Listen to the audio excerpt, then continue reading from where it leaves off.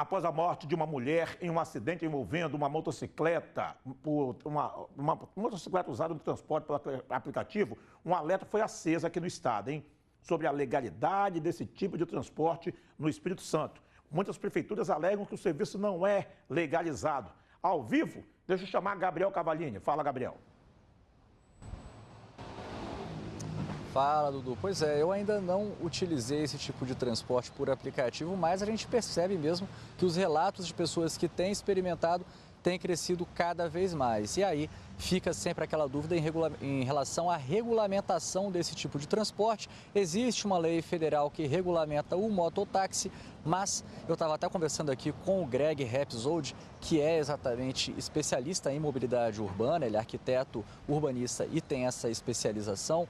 E a gente estava questionando exatamente a questão de faltarem algumas leis específicas, né, Greg? Como, por exemplo, a questão do capacete, a questão do passageiro saber ou não, né, do garupa saber ou não ficar naquela situação ali durante o percurso. Fala pra gente sobre isso. Por que seria importante exatamente regulamentações específicas a nível municipal? Bom dia. Bom dia, bom dia.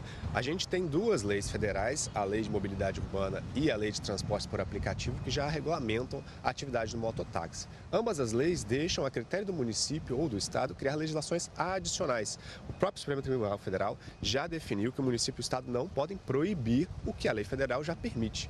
Qual que é o objetivo disso? Permitir que estados e municípios possam criar leis adicionais para regulamentar aquilo que é cultural da sua própria cidade. Aqui nos nossos municípios e no estado, a gente não tem muita cultura de andar de mototáxi, como temos, por exemplo, em São Paulo, onde isso já é consolidado há muitos e muitos anos. Por isso, a importância de nós termos uma legislação local para regulamentar esse tipo de coisa e até sanar dúvidas de motoristas de aplicativo, pilotos agora de aplicativo, para que vão usar o mototáxi e aquelas pessoas que vão frequentar, como, por exemplo, responsabilidade do capacete. A gente sabe que capacetes têm diferentes tamanhos, né? Se você tem que ter ou não habilidade em usar a moto, a gente sabe que ao fazer curva você tem que se inclinar em direção à pista. Quem nunca andou de moto pode causar um acidente.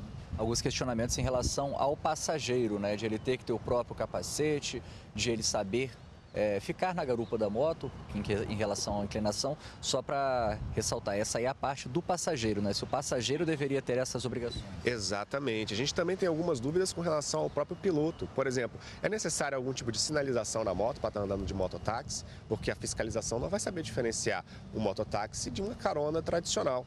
O piloto também precisa ter algum tipo de seguro para proteger terceiros em caso de acidente. Essa também é uma outra dúvida que uma legislação local poderia estar sanando. A gente sabe que essas empresas que fazem esses transportes aplicativos são grandes corporações que têm equipes de advogado para defender seus interesses. Mas às vezes o piloto ou motorista de aplicativo ela não tem esse tipo de auxílio. E por isso a importância de serem amparados por uma lei municipal. Correto. Além disso, a gente tem também questão das vantagens, né? De certo modo, seria positivo que fosse regulamentado para que, de fato, funcionasse esse transporte, para que o povo se acostumasse. Por que seria positivo também em questões urbanas o funcionamento do mototáxi ou da moto fazendo corridas de aplicativo? Uma das principais vantagens é que a gente tem mais um modal de transporte disponível à população para ser utilizado, né? A gente bate bastante nessa tecla da importância de ter diferentes opções de transporte público ou, por exemplo, pago por táxi ou aplicativo, para que as pessoas possam se deslocar com mais facilidade pela cidade. Esse é mais um modal de transporte que vai facilitar, por exemplo, as viagens curtas. Às vezes a pessoa quer pegar um ônibus para ir para um outro município, uma viagem mais longa, e vai poder pegar o mototáxi para sair da sua casa e chegar até o terminal num tempo mais hábil. Outra principal vantagem é nos horários de pico, onde a moto acaba tendo mais fluidez e vai poder garantir maior velocidade de transporte àquelas pessoas que têm urgência. Tá certo. Então, ou seja, resumindo, existem aí algumas obrigações que devem ser especificadas por conta exatamente na legislação, mas é claro, se isso for feito de uma forma coerente, a gente vai ter também vantagens. Greg, eu agradeço a sua conversa com a gente, tá? Muito obrigado por ter nos atendido. E é isso aí, Dudu, fica esse alerta. Claro que a gente também não está relacionando o acidente de ontem necessariamente com o fato de a moto ser uma moto de aplicativo, mas é claro, sempre que fica uma situação dessa, surgem algumas dúvidas na população, no pessoal que nos acompanha de casa, e aí a gente tentou aqui sanar algumas delas, tá, o Dudu?